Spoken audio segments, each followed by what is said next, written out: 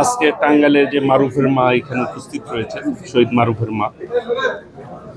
তো ফ্যাসিবাদের প্রেতাত্মারা বিভিন্ন জায়গায় বিরাজমান রয়েছে। তারা এই পরিবেশকে ঘোলা করার চেষ্টা করছে, যাতে করে জনগণের যে ক্ষমতা জনগণের কাছে যাতে না যেতে পারে। যেটি আমরা সবসময় বলি, এই দেশের মালিক হচ্ছে এই দেশের জনগণ। জনগণ ভোট দিয়ে তার মনের মতো নির্বাচিত করবে তার প্রতিনিধি। এই ব্যবস্থাকেই যারা ব্রেক করতে চায়, ভাঙতে চায়, তারাই কিন্তু স্বৈরাচারী মানসিকতা পোষণ করে। বিদায় জনগণের ক্ষমতা তারা কুক্ষিগত করতে চায়।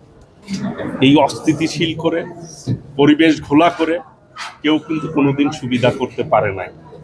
সকল সময়ই দেশপ্রেমিক রাজনৈতিক নেতৃত্বরা, আমাদের ভারপ্রাপ্ত চেয়ারম্যান দেশনায়ক তারেক রহমান, সকল সময়ই এই অন্যায়ের বিরুদ্ধে, ষড়যন্ত্রের বিরুদ্ধে সজাগ থেকেছেন এবং কর্মীদেরও সজাগ করেছেন। তিনি বারবারই বলেছেন ষড়যন্ত্র চলছে। গত বর্ধিত সভায় আমাদের মূল স্লোগান ছিল, সুদৃঢ় ঐক্যই রুখে দিতে পারে সকল ষড়যন্ত্র। ষড়যন্ত্র যাই হোক, এই দেশের জনগণ 90-তে তার আন্দোলনের মধ্য দিয়ে দেশনেত্রী বেগম খালেদা জিয়ার নেতৃত্বে জনগণের যে ভোটের অধিকার প্রতিষ্ঠিত করেছেন। ইনশাল্লাহ সামনের নির্বাচনও যতই যে ষড়যন্ত্র করুক, ইনশাল্লাহ দেশনায়ক তারেক রহমানের নেতৃত্বে এই দেশে একটি গণতান্ত্রিক রাষ্ট্র আমরা পাবো, জনগণের ক্ষমতা জনগণের কাছে পাবো। এটাই হোক আমাদের প্রত্যাশা। ইতিমধ্যে আমাদের ভারপ্রাপ্ত চেয়ারম্যান একটি বিবৃতি দিয়েছেন, উদ্বেগ প্রকাশ করেছেন দলের পক্ষ থেকে।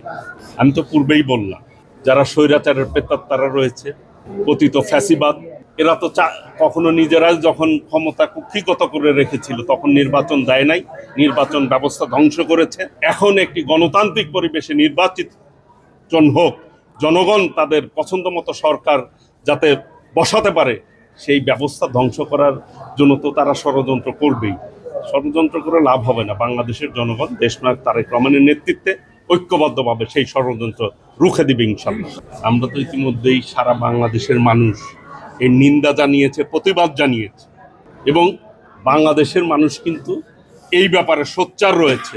শহীদ রাষ্ট্রপতি জিয়াউর রহমান, দেশনেত্রী বেগম খালেদা জিয়ার যোগ্য উত্তরসূরি দেশনায়ক তারেক রহমানকে নিয়ে কোনো ষড়যন্ত্রই বাংলাদেশের মানুষ বরদাস্ত করবে না।